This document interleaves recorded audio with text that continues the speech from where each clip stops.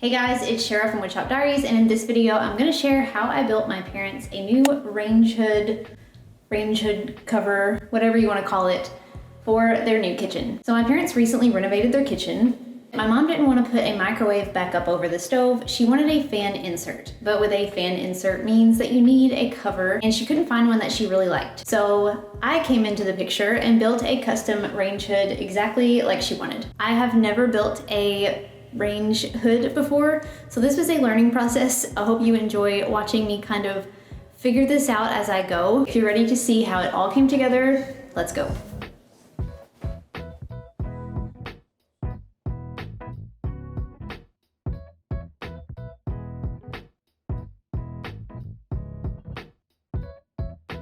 Before we dive into the build, we need to talk about the fact that there are two types of fan inserts. So obviously there are thousands of brands and shapes and styles and sizes, but you'll find them either ducted or ductless. As you can probably tell by the name, ductless is like a recirculating fan. It doesn't have any ductwork. So in those cases, you'll need to drill a hole or two in the cover to allow the air to kind of flow and recirculate. A ducted fan has actual ductwork piping that will run from the fan, usually up into the attic, and then will run all the way out to the outside of the building, so the air will blow outside of the building. In this case, we're installing a ducted fan, but a ductless fan would also work in this case. You would just have to drill the hole for the air circulation.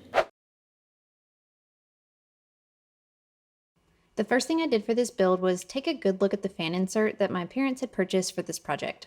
Full transparency, I knew what I wanted this cover to look like when it was finished, but I really had no idea how I wanted to put it together or how this thing was actually supposed to mount to it. So I took some measurements and figured out that it came with these L brackets for mounting. I still wasn't really sure exactly how this was going to work, but I let that information marinate in my brain for a while. The insert itself was roughly 12 inches by 20 inches, which was quite a bit smaller than I had planned to actually make the cover. The cover needed to fit between the two cabinets, and this was about 30.5 inches wide. I made the cover 29.5 inches wide just to give me a little wiggle room. They wanted this to be roughly 32 inches up from the stove, so that gave me about 28 inches to work with on height. As far as depth, I was kind of free to decide how deep I wanted to make it, but I ended up making it about 19 inches deep. So I started by building the frame. I built this frame from 2x4s, but I probably could have gotten away with just using 1x instead. I started by assembling the bottom of the frame. This basically just consisted of a front, back, and two pieces that run between them so that the opening in the middle was large enough to fit over the fan housing. Now, initially, I had planned to install the fan housing to the bottom of this frame with the L brackets, then just trying to figure out a way to trim it out so that it looked nice. Thankfully, I came up with a better idea later in the project, but that's why I originally installed these middle pieces a little bit inset from the edge. Once the bottom was together, I started working my way up. I decided to slant the sides in 15 degrees and the front 20 degrees. So I cut the back pieces of 2x4 with ends mitered 15 degrees, and I cut the front pieces with ends mitered 15 degrees and beveled 20 degrees.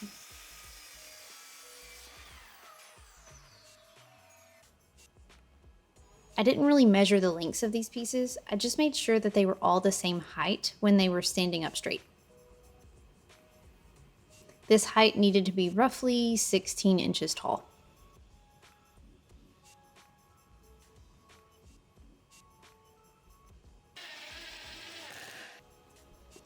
I screwed these boards to another 2x4 so that I could then screw that to the bottom frame to create kind of my half pyramid shape for the cover frame.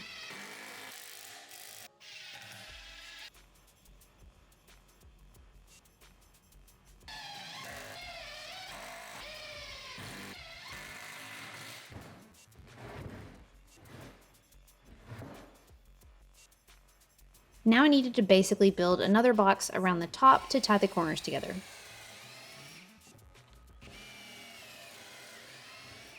I drilled pocket holes and installed a piece of 2x4 across the back and the front two boards. Then I just screwed 2 more boards between them to finish out the frame.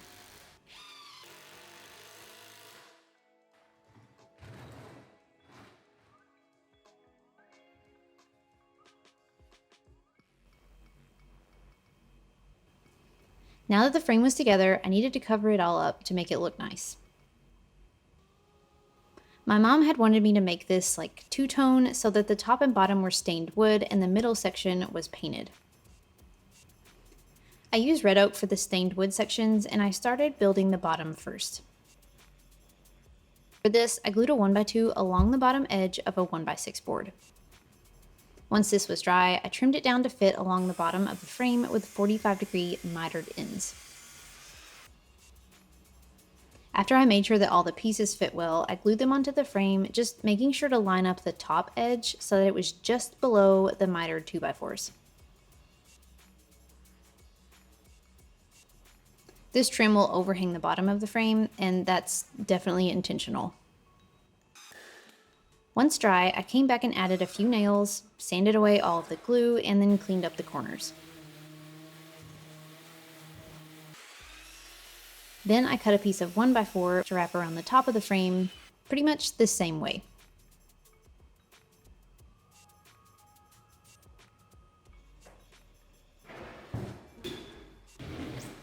I almost stopped there because this already looked pretty nice, but I wanted to add one more trim detail.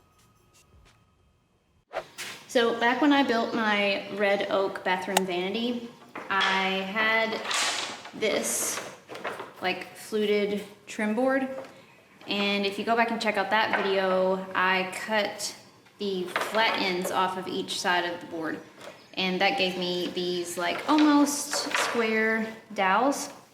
I had a bunch of these left over after I built that project. So I'm gonna use this to trim out around the range hood. Just some square dowel or even lattice trim, whatever you want to use would work fine for this. I just need some extra dimension, and this is already cut, so that's what I'm going to use.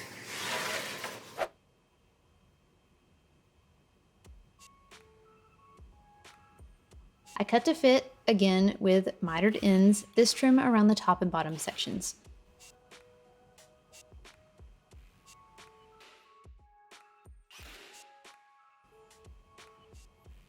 Now, this is the point where I should have added the crown molding, but it completely slipped my mind, so we will come back to that in just a little bit. At this point, once the glue was dry, I went ahead and stained these sections using Minwax weathered oak.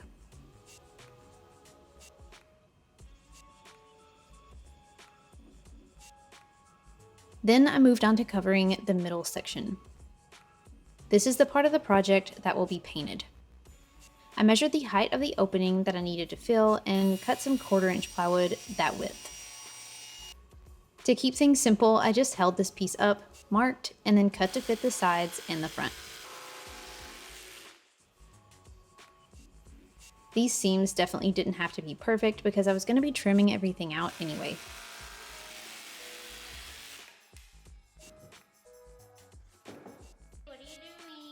I glued and nailed each panel onto the frame, then started on the trim.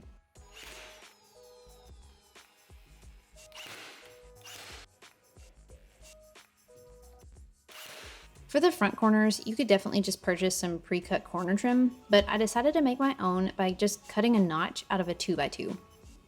Basically, I just adjusted my table saw blade so that it was 1 inch high and 1 inch from the rip fence, and I cut out a 1-inch notch. This made the trim roughly a 1/2 inch thick, a little less. Then I cut some more strips of 2x material to this same thickness for the rest of my trim. Not gonna lie, this corner trim was a little tricky, so I started with it first just to go ahead and get that part over with.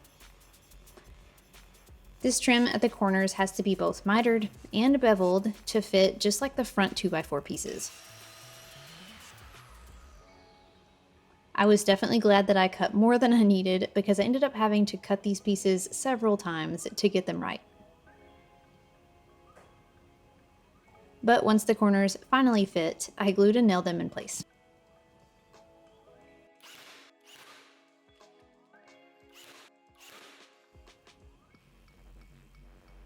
Then I worked my way around to trim out everything else, keeping in mind that some angles needed to be 15 degrees and some 20.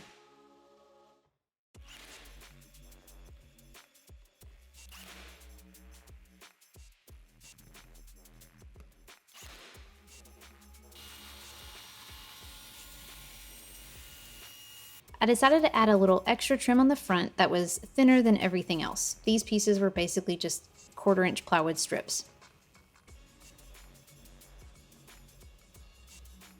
I glued and nailed these pieces in place, then I puttied over all of the joints, knots, and nail holes, then gave everything a good sanding and a coat of primer.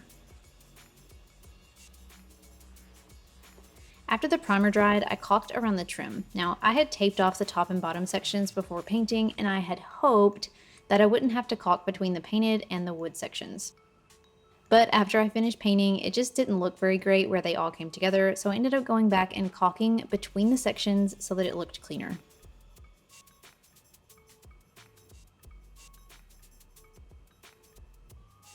Anyway, once this was painted, I remembered that I never did attach the crown molding, so I did that now.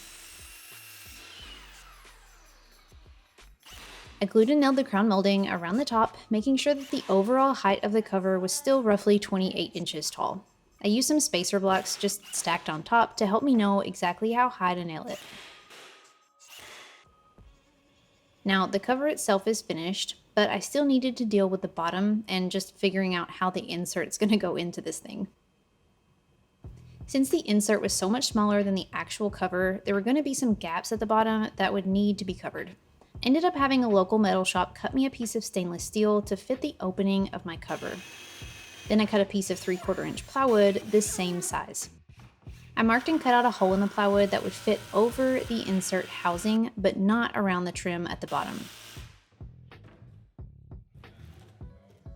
That way, the insert will fit inside, but the cut will be covered.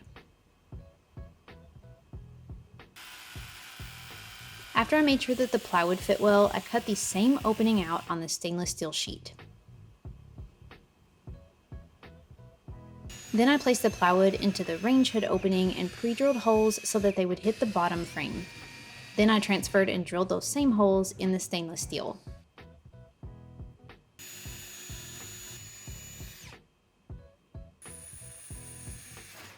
Once all the holes were drilled, I was able to place this over the fan housing, stainless steel first, then the plywood on top of that, and attach the fan to the plywood with the L brackets that came with the fan.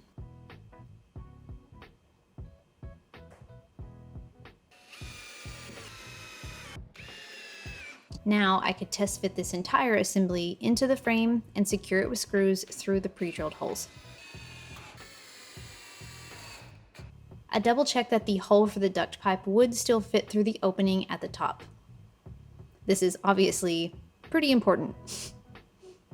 Once I was sure everything fit well, I removed the insert and gave the wood sections a few coats of Minwax Helmsman before bringing it over to my parents' house to install. To prep for this installation, we had already drilled the hole in the ceiling for the duct pipe and located the wall studs behind the stove.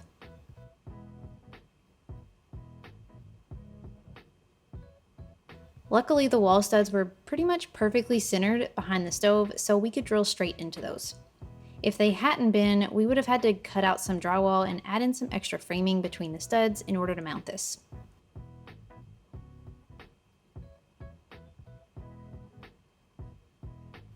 So we lifted the hood into place and I secured it to the wall studs with screws through the back bottom 2x4. Then I also added a few more screws onto the back mitered 2x4s where they intersected the studs.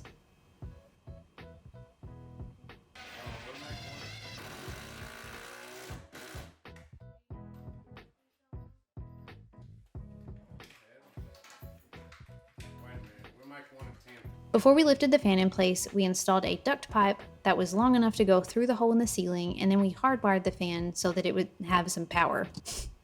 Then we lifted the fan into the cover and secured it with screws through the pre-drilled holes on the bottom.